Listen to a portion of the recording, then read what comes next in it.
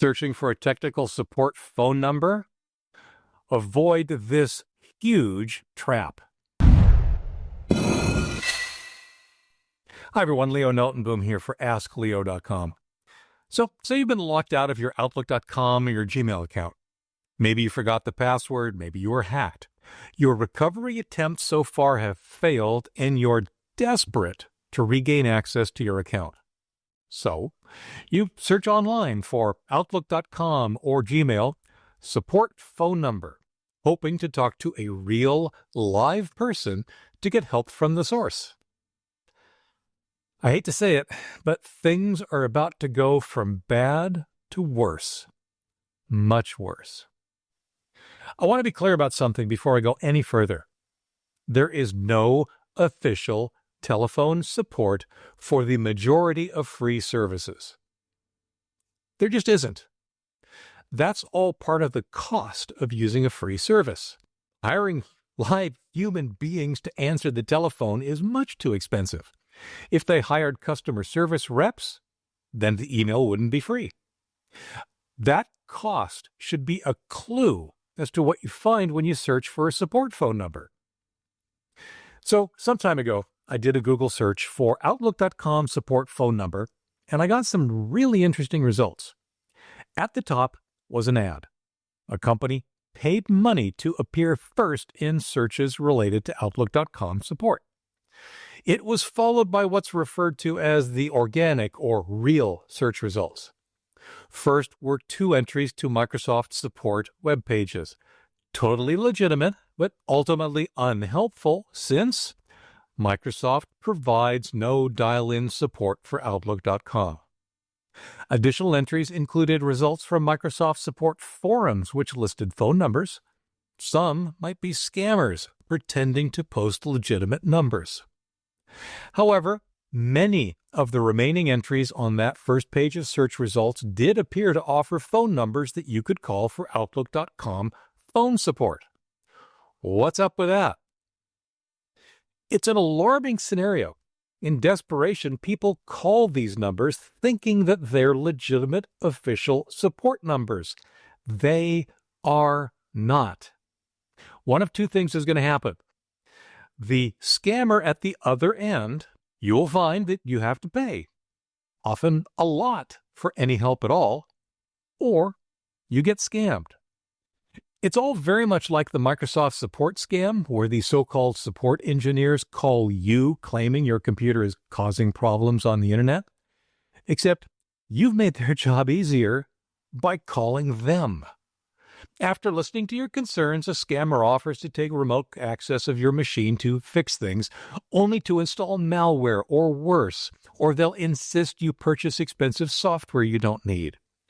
Even if they're legitimate, again, not from the free service because free services have no phone support, they can't do anything you can't do yourself. They have no special access or magic wand to help you with your account problems. All they can do is make your wallet lighter.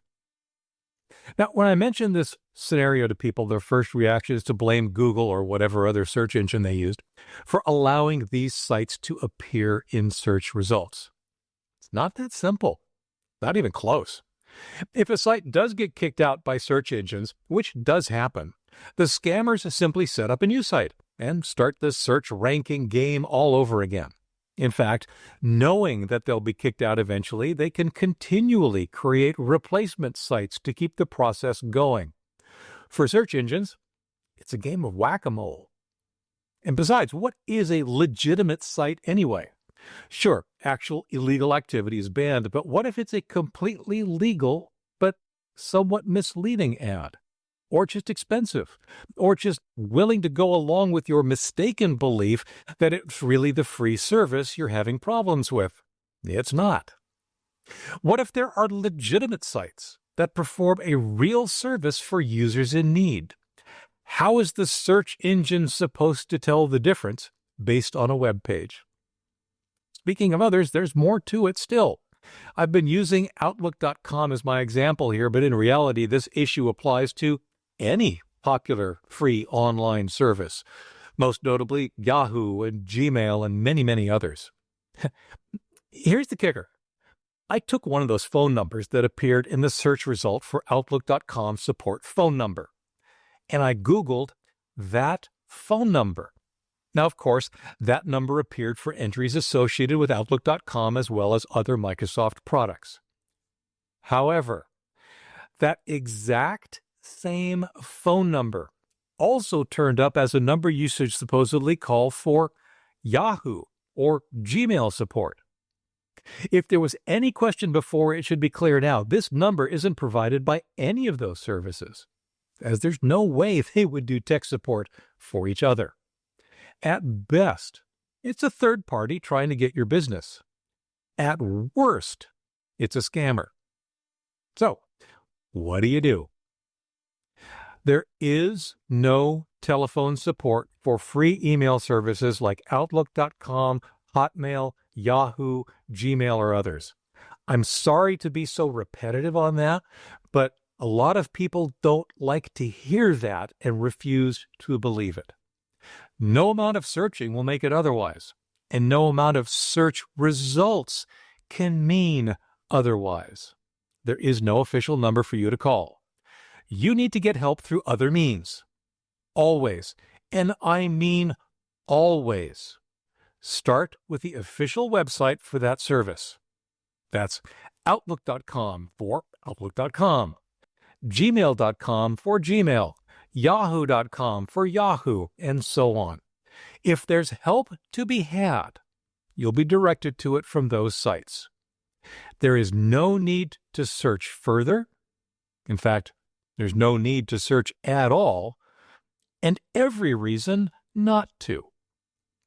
I've said it before, and I'll say it again. The best thing you can do when accessing information on the internet is to be skeptical. Particularly if you're in a desperate situation, that's exactly the time to stop, take a breath, and ask yourself if what you're finding is legitimate or perhaps an attempt to scam you. There are legitimate resources out there, but there are also others more than willing to take advantage of your desperate situation and take things from bad to worse. For updates, for comments, for links related to this topic and more, visit askleo.com/22072.